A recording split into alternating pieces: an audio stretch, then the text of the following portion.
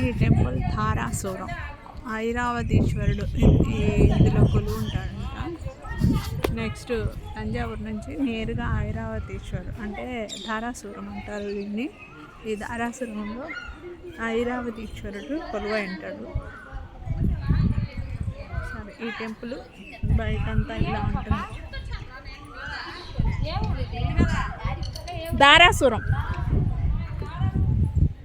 ధారాసురంలో కూడా శివుడు ఐరావతీశ్వరుడుగా పిలువబడతాడు. ఈ టెంపుల్ బయట చూడండి, లోపల నీరు. చాలా చాలా పెద్ద పెద్ద గుళ్ళన్నీ తమిళనాడులోనే ఉన్నాయి. పురాతనమైన కట్టడాలు ఇవి. చూడండి, అటు సైడ్ ఇటు సైడ్ అంతా చాలా బాగా కట్టి ఉన్నాయి.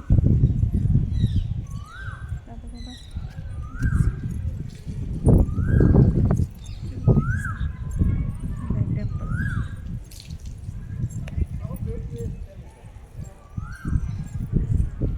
వాటరు, చెట్లు. ఇది ఒక టూరిస్ట్ ప్లేస్. చాలా ఉంటాయి తమిళనాడులో చూడాల్సిన ప్రదేశాలు. ధారాసురం టెంపుల్ మొత్తం ఇది ఎంట్రన్స్ అండి. ఎంట్రన్స్ ఇలా ఉంటుంది.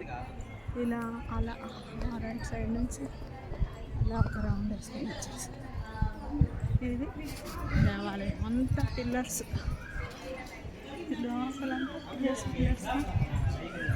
ఉంటాయి. నందీశ్వరుడు ఎటు సైడ్ చూసినా నందీశ్వరుడు.